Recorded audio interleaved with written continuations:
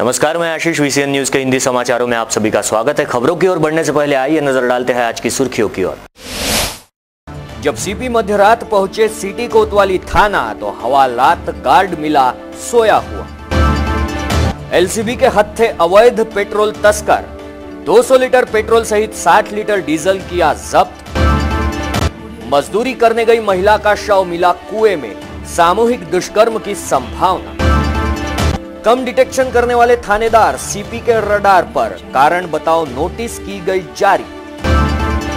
और विवाह का झांसा देकर यौन शोषण, राजापेट थाना क्षेत्र की घटना। तो ये थी आज की सुर्खियां। आइए देखते हैं खबर विस्तार से। शहर के 10 थानेदारों में से कुछ ऐसे चुनिंदा थानेदार पुलिस आयुक्त मंडलिक के रडार पर बताए जा रहे हैं, जिनके कार्यकाल में अपराध का ग्राफ तो बढ़ा है परंतु डिटेक्शन नाम मात्र रहा है। पिछले कई दिनों से शहर के 10 थाना क्षेत्रों में से कुछ में लगातार घरफोड़ी, वाहन चोरी के साथ अन्य गंभीर वारदातें बढ़ रही है, लेकिन इन घटनाओं में डिटेक्शन नाम मात्र हो रहा है। ये बात पुलिस आयुक्त के ध्यान में आते ही करीब ऐसे 6 थानेदारों को कारण दिखाओ नोटिस जारी करते हुए उनसे कारण पूछा जा रहा है। इनमें मुख्यतः ऐसे थानेदारों का समावेश बताया जा रहा है जिनके कार्यकाल में डिटेक्शन नाम मात्र रहा है।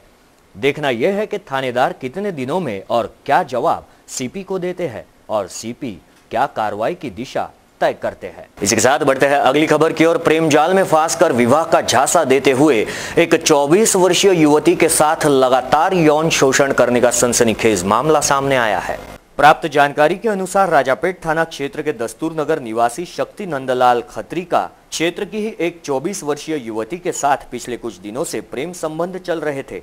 शक्ति ने अपनी प्रेमिका को विवाह का झांसा देकर विगत कई समय से उसका यौन शोषण ही नहीं किया, बल्कि पीड़िता ने जब शक्ति से विवाह करने की बात कही तो शक्ति ने विवाह से इनकार करने के साथ ही पीड़िता को शहर में न रहने की धमकी तक दे डाली। अंततः पीड़िता ने शक्ति के खिलाफ राजापेट थाने में शिकायत दर्ज की है, जिसके चलते पुलिस ने शक्ति खत्री को गिरफ्तार किया है। तो इसी के साथ बढ़ते हैं अगली खबर की ओर। जिले के अंजनगांव सुरजी थाना क्षेत्र के सातेगांव स्थित एक खेत में मजदूर महिला का शव पाए जाने से पूरे सातेगांव में सनसनी मची हुई है। मृतक महिला की शिनाख्त अनुसया महाजन के रूप में हुई है, जो कि परिसर की एक खेत में मजदूरी करने गई थी। तहसील के सातेगांव स्थित एक खेत में कपास चुनने गई महिला मजदूर की हत्या कर शव कुएं में फेंके जाने का मामला प्रकाश में आया है। गत गुरुवार को उस महिला के शव का इन कैमरा पोस्टमार्टम किया गया। मृतक महिला के साथ दुराचार की घटना को अंजाम दिए जाने की संभावना जताई जा रही है। इसी दौरान बड़ी संख्या में गांववासी एकत्रित हुए थे।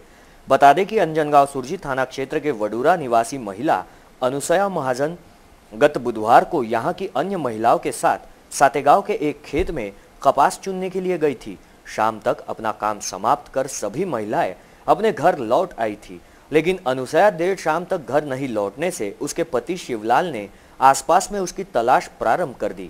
इसी बीच खेत परिसर के एक कुएं के पास अनुसया की चप्पलें, चूड़ियां, घसीट लगने तथा खून के निशान भी दिखे, जिसकी जानकारी शिवलाल ने पुलिस को दी।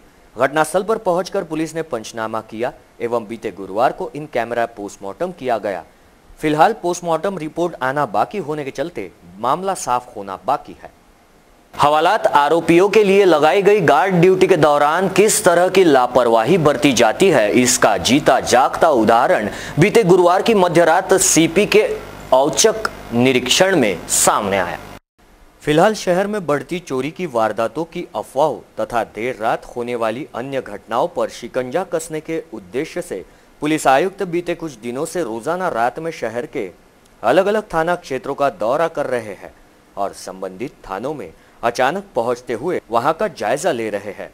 ऐसे में ही बीती रात करीब 2 बजे जब पुलिस आयुक्त सिटी कोतवाली थाने में पहुंचे तो यहां के हवालात का ड्यूटी गार्ड सोया हुआ पाया गया। सूत्रों की माने तो इस हवालाती गार्ड की ड्यूटी 2-2 घंटे की रहती है। इस दौरान संबंधित ड्यूटी गार्ड को हवालात के सामने घूमते रहना पड़ता है, लेकिन बीती रात 2 बजे आसपास जब सीपी सिटी कोतवाली थाना पहुंचकर हवालात के पास पहुंचे तो गार्ड टेबल पर सिर रखकर सोया था तथा अपनी राइफल को टेबल के पहिए से बांध कर रखा था। बताया जा रहा है कि सीपी के फौज फाटे के मौके पर पहुंचने के बाद भी उस हवालाती गार्ड की नींद नहीं खुली, जबकि ड्यूटी इंचार्ज भी मौके से नदारद पाया गया। ये आलम देख पुलिस आयुक्त का माथा ठनका और इस हवालाती गार्ड सहित इंचार्ज की मौके पर ही पुलिस आयुक्त ने अच्छी खासी परेड तो ले ही ली। अब इस मामले में दोनों पर कार्रवाई की तलवार लटकती नजर आ रही है। समीपस्थ नांदगांव पेठ स्थित MIDC की रतन इंडिया प्राइवेट लिमिटेड नामक बिजली उत्पाद करने वाली कंपनी के मजदूरों के हुए शोषण को लेकर आक्रमण कामगार संगठन जिलाधीश कार्यालय के आस अनशन पर बैठी है। इस बारे में आक्रमण संगठन के अध्यक्ष ने दी है अधिक जानकारी। अमरावतीच्या पंचतारांकित MIDC मध्ये रतन इंडिया प्राइवेट लिमिटेड नावाची विद्युत कंपनी असून या कंपनीमध्ये अनेक 5 वर्षापासून अनेक मजूर कामगार म्हणून काम करतात, परंतु या कंपनीमध्ये त्या मजुरांजवळून ज्या कामासाठी त्यांना नियुक्त करण्यात आलं आहे ते काम न करता स्किल लेबर म्हणून काम केलं जातं, परंतु वेतन मात्र त्यांना अनस्किल लेबरचं दिलं जातं। सातत्यानं त्यांचं शोषण होतं। अमरावतीच्या शासकीय प्रशासकीय तसेच प्रतिनिधींनी या कंपनीमधून मलिदा खाल्ला असल्यामुळे ते त्या कंपनीमध्ये मजुरांचे काय हाल होतात, मजुरांचे कोणत्या प्रकारे शोषण होतं हे पाहायला जात नाही। म्हणून मजुरांनी स्वतःच आक्रमण युवक संघटना कामगार युनियनच्या वतीने गेल्या 1 तारखेपासून इथे आमरण उपोषण सुरू केलं। आमची प्रखर मागणी आहे की या कंपनीने 28 मजुरांना कामावरून काढलं होतं, त्या 28 मजुरांना नियुक्ती द्यावं, त्यांचं पगारपत्रक द्यावं, त्यांचा पगार वाढवून द्यावा, सोबतच त्यांचं होत असलेलं शोषण थांबवावं। मानसिक आणि शारीरिक शोषण त्यांचं सातत्यानं होतं। उदाहरणार्थ सांगतो, हे मजूर जे बसलेले आहेत यांना हेल्पर म्हणून कामावर घेतलेलं आहे, परंतु यांच्याजवळून सॅम्पलिंगचं काम केलं जातं। ते सॅम्पलिंगचं काम फक्त स्किल लेबर करू शकतो आणि सॅम्पलिंग जर आणायचं असेल तर ते कमीत कमी 500 फूट अंतरावरून आणावं लागतं। त्या फुटावरून जर तो मजूर पडला तर त्याचं एकही हाड साबूत राहत नाही। दुसरं, बॉयलरमध्ये या मजुरांना पाठवल्या जातं। आता आपण बघितलं असेल उत्तर प्रदेश बिहारमध्ये कंपनीचं बॉयलर फुटलेलं आहे, 44 मजूर त्या ठिकाणी मेलेले आहेत। या रतन इंडियामध्ये सुद्धा ही परिस्थिती निर्माण होऊ शकते। म्हणून त्यांचं असं म्हणणं आहे की आम्हाला लेबर म्हणून तुम्ही नियुक्त केलं ना, हेल्पर म्हणून नियुक्त केलं तर हेल्परचंच काम आमच्याजवळून करून घ्यावं। 28 मजुरांना नियुक्ती द्यावी आणि ती कायम स्वरूपात नियुक्ती द्यावी।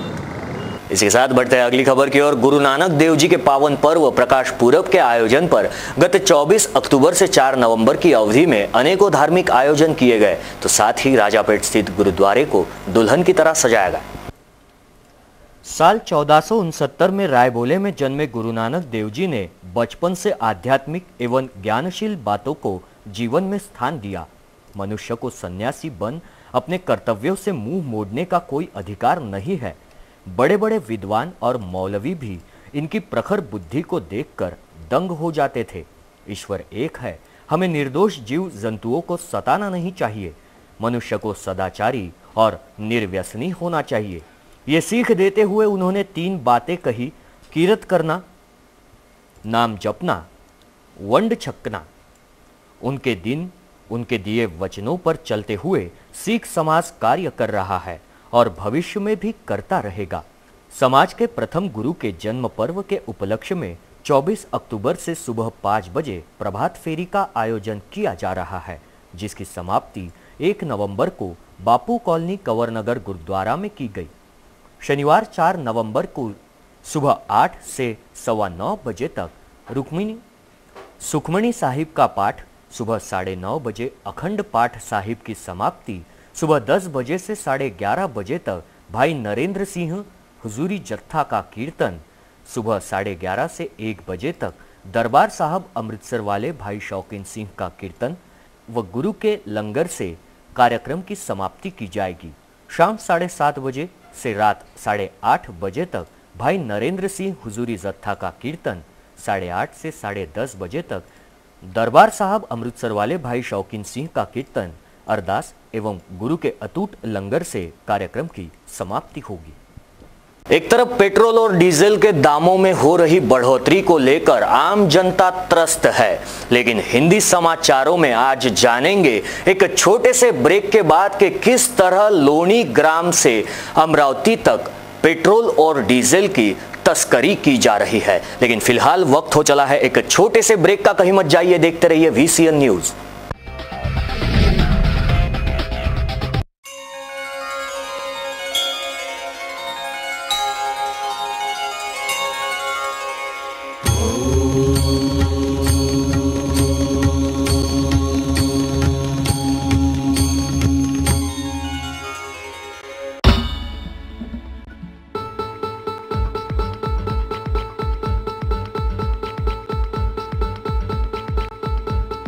घरची शान घरचा मान घराकडे तिचे सर्व ध्यान। कोण आहे ती अहो हो कोण आहे ती गृहलक्ष्मी गृहलक्ष्मी।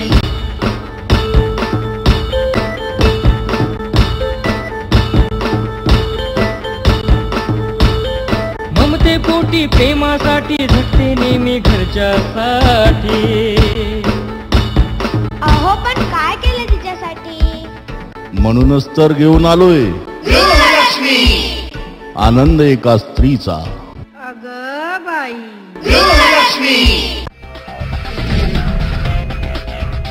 इसी के साथ बढ़ते हैं अगली खबर की ओर। मारुति कार में अवैध तरीके से 200 लीटर पेट्रोल एवं 60 लीटर डीजल की तस्करी करते हुए ग्रामीण पुलिस की अपराध शाखा ने बेलोरा टी पॉइंट से एक आरोपी को हिरासत में लिया है, तो मौके से 3 आरोपी भागने में कामयाब रहे। जिले के लोनी थाना क्षेत्र के बेलोरा टी पॉइंट पर पेट्रोलिंग के दौरान 200 लीटर पेट्रोल सहित 40 लीटर डीजल तथा एक मारुति कार के साथ एक आरोपी पकड़ा गया, जबकि अन्य 3 आरोपी फरार होने में कामयाब रहे। उपरोक्त कार्रवाई ग्रामीण पुलिस की अपराध शाखा द्वारा की गई है। जानकारी के अनुसार ग्रामीण पुलिस की अपराध शाखा की टीम लोनी थाना क्षेत्र में चलने वाले वर्ली तथा जुए के ठिकानों पर छापा मारने के लिए बेलोरा टी पॉइंट पर पेट्रोलिंग कर रही थी। इस दौरान इस महामार्ग से लोनी से बडनेरा की दिशा में जा रही मारुति कार क्रमांक MH20 AG 2240 इसमें कुछ संदेह आने पर उसे रोककर तलाशी ली गई, जिसके दौरान कार में अवैध तरीके से ले जाया जा रहा प्लास्टिक की 4 कैनों में क्रमशः 60 लीटर ऐसा कुल 200 लीटर पेट्रोल एवं एक कैन में 20 लीटर डीजल पाया गया। लेकिन कार का पीछा करते हुए जब तक कार के पास पुलिस की टीम पहुंची, इसके पहले ही कार में सवार अन्य 3 आरोपी भागने में कामयाब रहे, जिनके नाम सैयद अजहर, फरहान, रईस खान बताए जा रहे हैं तथा हिरासत में लिए गए कार चालक का नाम सैयद खान उर्फ गोलू अयूब खान बताया गया है, जिसे लोनी पुलिस को सौंपा गया। उपरोक्त कार्रवाई पुलिस अधीक्षक अविनाश कुमार इनके टीम द्वारा की गई है। इसी साथ बढ़ते हैं अगली खबर की ओर। खबर आ रही है चांदूर बाजार से। जिले के चांदूर बाजार तहसील स्थित ग्राम करसगांव की पंचायत समिति सभापति अरुणा इवने के जात प्रमाण पत्र को बोगस करार देने तथा जात वैधता प्रमाण पत्र न दिए जाने को लेकर क्षेत्र के आदिवासी समाज बंधुओं ने इसे पूरी तरह राजनीतिक दबाव तंत्र का उपयोग करार दिया है। गौरतलब है कि शुक्रवार को इस संदर्भ में जिलाधीश को सौंपे गए ज्ञापन में कहा गया है कि अरुणा इवने रहने वाले चांदूर बाजार करसगांव में विगत कई वर्षों से रह रही है। उनकी पीढ़ी दर पीढ़ी यहाँ की निवासी है तथा वह गुण समाज की महिला है। अरुणा इवने ने जो दस्तावेज जांच पड़ताल समिति के समक्ष किए हैं वो पूरी तरह सत्य है। इस मामले पर समिति की ओर से बगैर किसी नोटिस जारी करते हुए 2 बार सुनवाई की गई एवं तीसरी बार कोरम के अभाव में यह सुनवाई रद्द कर दी गई। इसके दूसरे दिन गत 2 अक्टूबर को अरुणा इवने के वकील ने मोबाइल पर फोन कर सुनवाई हेतु बुलाया गया, जहां वकील के पहुंचने से पूर्व ही यह आदेश पारित किया गया कि सभापति अरुणा इवने के द्वारा समिति को पेश किए गए दस्तावेज बोगस है, जिसके चलते उन्हें जात वैधता प्रमाण पत्र नहीं दिया जा सकता है। मेरे डॉक्यूमेंट सब ओरिजिनल थे, मेरे को बोला कि वो डॉक्यूमेंट डुप्लीकेट है। ऐसा किसी ने तकरार कर दिया, मेरे को केस डाल दिया। फिर बच्चे कड़ू ने कहा कि ये डुप्लीकेट है, इसका टीसी ओरिजिनल नहीं, कुछ भी नहीं। और वैलिडिटी मिलने की बात आई तो उसको कलेक्टर ऑफिस को सर को भी खरीद लिया, उसने पैसे दे के उसको गायब कर दिया। 15 दिन के लिए तबीयत खराब है बोले उसका तुम क्या से लापता हो जाओ। और तारीख नहीं दिया, नोटिस नहीं, कुछ नहीं, जिसके चलते पंचायत समिति सभापति का पद खतरे में आ गया है। इस मामले को लेकर आदिवासी समाज की ओर से हाईकोर्ट में याचिका दाखिल करने के भी समाचार मिले हैं।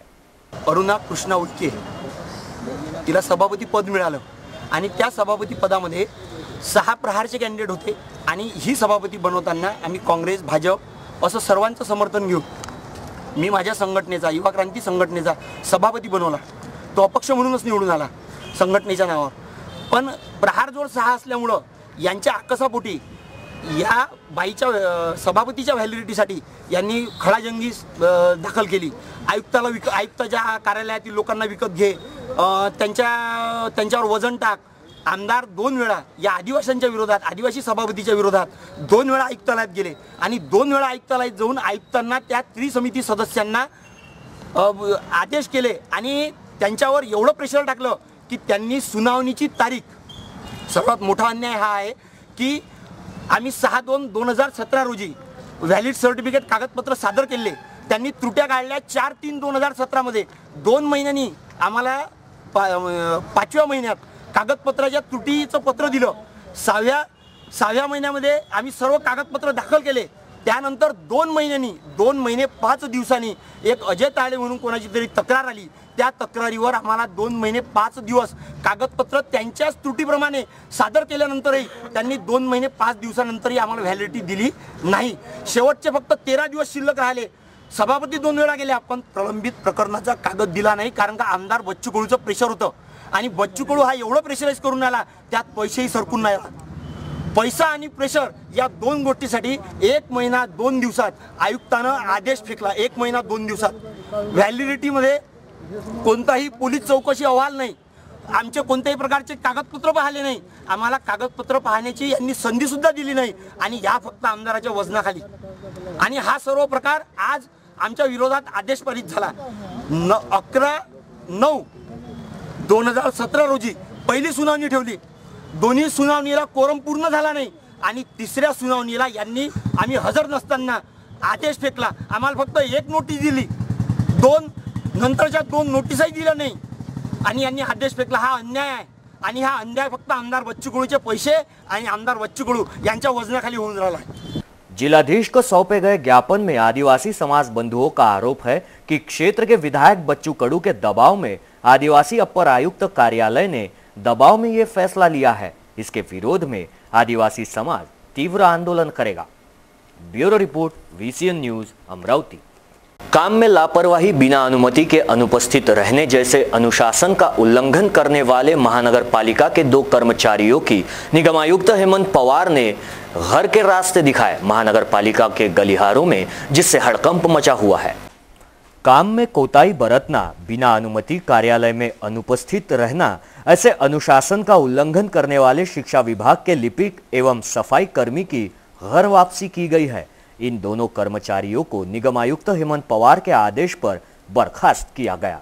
तो वहीं एक सफाई कर्मचारी की 2 वेतन वृद्धि रोकी गई. प्रभाग क्रमांक 39 में कार्यरत राजेश ठाकुरदास निंदा ने 8 मई 2016 से 2 जुलाई 2016 तक बिना अनुमति अवकाश पर रहे थे. 3 जुलाई 2016 से उन्हें अनुशासन भंग की कार्रवाई के तहत निलंबन किया गया, लेकिन उनके काम में फिर भी कोई सुधार नहीं आया, जिसके चलते गुरुवार को निगमायुक्त के आदेश से महाराष्ट्र नागरिक सेवा नियम 1979 की धारा 5 एवं 8 के तहत राजेश निंदाने को सेवा से बर्खास्त किया गया है. शिक्षा विभाग में कार्यरत कनिष्ठ लिपिक नितिन श्रावण शेंडे बार बार बिना अनुमति कार्यालय से नदारद रहते थे. इस कारण कार्यालय का काम भी प्रभावित होने लगा. तो केवल यही नहीं, तो शेंडे आए दिन कार्यालयीन समय में शराब पीकर आते थे. इस संबंध में उन्हें वरिष्ठों ने ताकीद भी दी थी, लेकिन उन पर कोई असर नहीं हुआ. ऐसे में नितिन शेंडे को भी 10 नवंबर 2016 को निलंबित किया गया था, लेकिन बर्ताव में सुधार नहीं आने से गुरुवार को शेंडे की घर वापसी की गई है. कृषि साहित्य विक्रेता संघ की ओर से मोर्चा निकालकर जिलाधीश को एक ज्ञापन सौंपा गया, जिसमें अपनी मांगों का स्पष्टीकरण भी दिया गया है. कीटनाशक छिड़काव के कारण प्रभावित हुए कुछ किसानों की मौत हुई, कुछ का गंभीर रूप से स्वास्थ्य खराब हुआ. इस पर प्रशासन ने यवतमाल के 100 और अमरावती के 20 कृषि केंद्र संचालकों के लाइसेंस रद्द किए हैं. इस निर्णय से नाराज कृषि केंद्र संचालकों ने 3 दिनों तक हड़ताल पर जाने का निर्णय लिया. तो वहीं पूरा दिन मार्केट बंद रहा. विक्रेता सेवा संघ ने अपनी मांग रखते हुए कहा है कि जो कृषि केंद्र संचालकों के खिलाफ गलत तरीके से अपराध दर्ज कराए गए हैं, वे अपराध वापस लिए जाए. रद्द किए गए लाइसेंस पहले की तरह फिर दिए जाए. कीटनाशक के उगम प्रमाण पत्र दायर करने के लिए समय दे, कार्रवाई करने से पहले इसका गहन अभ्यास करे, फिर निर्णय ले। शासन द्वारा भी कीटनाशक उत्पादक कंपनियों को उनके उगम प्रमाण पत्र कृषि विक्रेताओं को देना बंधनकारक करे। तो वहीं 4 नवंबर तक शासन का ध्यान केंद्रित करने के लिए हड़ताल की जा रही है, ऐसी जानकारी हासिल हुई है। Bureau report, VCN news, Amravati. गंभीर बीमारियों पर उपचार एवं ऑपरेशन अत्यंत ही किफायती दर पर हो, इसी उद्देश्य से स्थानीय सुपर स्पेशलिटी परिसर में सुपर स्पेशलिटी हॉस्पिटल का निर्माण किया गया। लेकिन आज इस परिसर में फेज 2 इमारत बनकर तैयार है, लेकिन इसके शुभारंभ का मुहूर्त नहीं मिल रहा है। गौरतलब है कि स्थानीय सुपर स्पेशलिटी अस्पताल में जिले से ही नहीं बल्कि अन्य जिले से भी गरीब तबके मरीज अपने उपचार हेतु सुपर स्पेशलिटी अस्पताल में आते हैं। इसका दायरा बढ़ाते हुए इसी परिसर में फेज 2 नाम से एक अन्य इमारत पूरी तरह से बनकर तैयार है, जो चकाचक होने के बावजूद भी बीते कुछ दिनों से शुभारंभ के अभाव में धूल खा रही है। न जाने इसके उद्घाटन का मुहूर्त राज्य सरकार को कब मिलेगा। इसी के साथ बढ़ते हैं अगली खबर की ओर। IMA के अध्यक्ष डॉक्टर लुंगे ने जिलाधीश को एक ज्ञापन सौंपा है, जिसमें ज्ञापन के माध्यम से डॉक्टरों तथा उनके अस्पताल की सुरक्षा की मांग की गई है। विगत दिनों पहले धामनगांव के सकलेचा अस्पताल में हुई तोड़फोड़ को मद्देनजर रखते हुए ये ज्ञापन सौंपा गया। जिले के धामनगांव रेलवे के शास्त्री चौक पर स्थित डॉक्टर अशोक सकलेचा के अस्पताल में इलाज के दौरान 14 माह की बालिका कुमारी निधि प्रशांत ठाकरे की इलाज के दौरान मौत के बाद संतप्त भीड़ द्वारा उनके घर एवं अस्पताल में भारी तोड़फोड़ करने एवं उनके वाहन जलाने के मामले में दत्तापुर पुलिस ने देर रात 70 लोगों पर अपराध दर्ज किए। पुलिस के अनुसार जब लोग उत्पात मचा रहे थे, उस समय पुलिस की ओर से वीडियो शूटिंग की गई। इस वीडियो शूटिंग के आधार पर आरोपी तय किए जाएंगे। इसी बीच डॉक्टर सकलेचा के अस्पताल में हुई तोड़फोड़ एवं अगजनी की घटना के निषेध में धामनगांव के सभी अस्पताल बंद रहेंगे। तो वहीं धामनगांव रेलवे मेडिकल एसोसिएशन एवं इंडियन मेडिकल एसोसिएशन ने जिलाधिकारी से भेंट कर आरोपियों पर Maharashtra Medicare services persons and Medicare services institute act 2010 के तहत अपराध दर्ज करने की मांग की है। सर्वप्रथम तो ज्या कुटुंबावर ही आपत्ती आली म्हणा किंवा जे बाळ गेलं त्या कुटुंबाबद्दल आमच्या पूर्ण सांत्वन आहे, पूर्ण IMAच्या वतीनं, डॉक्टरांच्या वतीनं की असं घडायला नाही पाहिजे, कोणाचंच बाळ इतक्या कमी वयात किंवा जायलाच नाही पाहिजे। पण उपचारादरम्यान गेलं हे सत्य आहे आणि ते सत्य मानायला पाहिजे आणि कायदा काढून कुणीही हातात घ्यायला नको। कायदा काढून इतका कडक आहे, 2010चा जर कायदा बघितला तर डॉक्टरांवर हल्ला करणे, डॉक्टरांच्या हॉस्पिटलची तोडफोड करणे म्हणजे स्टॅट प्रत्येकी 50,000चा दंड आहे आणि नॉन बेलेबल ऑफेन्स आहे। आणि IMA सगळे डॉक्टर धामनगाव रेल्वेचे बिचारे हे सगळे आलेले आहे। आज धामनगाव रेल्वे टोटल बंद आहे आणि आम्ही कलेक्टर साहेबांना, SP साहेबांना अल्टिमेटम दिलेला आहे की तुम्ही जे हे कल्प्रिट ज्यांनी हा प्रकार घडून आणलेला आहे, जाडपोड तोडफोड केलेली आहे, त्यांच्यावर त्वरित कारवाई करा। संडेपर्यंत, रविवारपर्यंत जर कारवाई केली नाही तर पुढची ॲक्शन घ्यायसाठी नॅशनल लेवलला आम्ही पोचायला कमी करणार नाही आणि त्याच्यात गैरसोय रुग्णांची होऊ नये हा एक आमचा दृष्टिकोन असतो आणि त्याच्यामुळे आम्हाला हा विचार पडतो। म्हणून आमची मागणी ही आहे की जे याच्यात 15 ते 20 लोक इन्व्हॉल्ड आहे आणि त्यांचे फुटेज घेऊन त्यांच्यावर लवकरात लवकर अटक करावी आणि 2010चा कायद्यानुसार त्यांच्यावर कारवाई करावी। शहर में अज्ञात चोरों की दहशत को देखते हुए पुलिस आयुक्त दत्तात्रेय मंडलिक ने तीनों पुलिस उपायुक्त के साथ ही थाना डिवीजन के तहत सभी सहायक पुलिस आयुक्तों की भी ड्यूटी लगाते हुए रोजाना रात में अपने अपने थाना क्षेत्र के तहत आने वाले हवालातों तथा उसमें बंद आरोपियों के स्वास्थ्य पर भी नजर रखने के आदेश जारी किए। बता दें कि पुलिस आयुक्त स्वयं ही इन दिनों शहरवासियों के भय को समाप्त करने के लिए रोजाना अलग अलग थाना क्षेत्रों का देर रात तक जायजा लेने और बदमाशों की धरपकड़ में लगे हुए हैं। बीते गुरुवार की मध्य रात वे खोलापुरी गेट थाना क्षेत्र में माढ़ा कॉलोनी पहुंचे थे, जहां उन्होंने पाया कि इस क्षेत्र के अनेकों नागरिक जागते हुए अपने घर परिवार की रक्षा हेतु जागते रहो का नारा लगा रहे हैं। पुलिस आयुक्त के मौके पर पहुंचने पर अनेक नागरिकों ने बताया है कि उन्हें रात में कोई अनजान की आवाज आती है तथा दरवाजा भी खटखटाने जैसा आभास होता है। जिसे देखते हुए सीपी ने इस क्षेत्र में अब रोजाना रात में बड़े पैमाने पर पुलिस गश्त तथा पुलिस पेट्रोलिंग के दौरान सायरन बजाने के आदेश भी दिए गए हैं। तो ये थे आज के हिंदी समाचार। हिंदी समाचारों में वक्त हो चला है यहीं पर रुकने का, लेकिन रुकने से पहले फिर एक बार नजर डालेंगे आज की सुर्खियों पर। जब सीपी मध्यरात पहुंचे सिटी कोतवाली थाना तो हवालात गार्ड मिला सोया हुआ। एलसीबी के हत्थे अवैध पेट्रोल तस्कर, 200 लीटर पेट्रोल सहित 60 लीटर डीजल किया जब्त। मजदूरी करने गई महिला का शव मिला कुएं में, सामूहिक दुष्कर्म की संभावना। कम डिटेक्शन करने वाले थानेदार सीपी के रडार पर, कारण बताओ नोटिस की गई जारी। और विवाह का झांसा देकर यौन शोषण, राजापेट थाना क्षेत्र की घटना। ये थी आज की सुर्खियां। हिंदी समाचारों में आज के लिए बस इतना ही। आप आपके सुझाव एवं समस्याएं हमें भेज सकते हैं। हमारा पता है VCN न्यूज कार्यालय, पहली मंजिल, सावजी कॉम्प्लेक्स, सतीधाम मंदिर रोड, रैली प्लॉट, अमरावती। या फिर आप हमसे सीधा संपर्क कर सकते हैं स्क्रीन पर दिए गए इन नंबरों द्वारा। विदर्भ से जुड़ी तमाम जानकारी के लिए देखते रहिए VCN न्यूज। नमस्कार।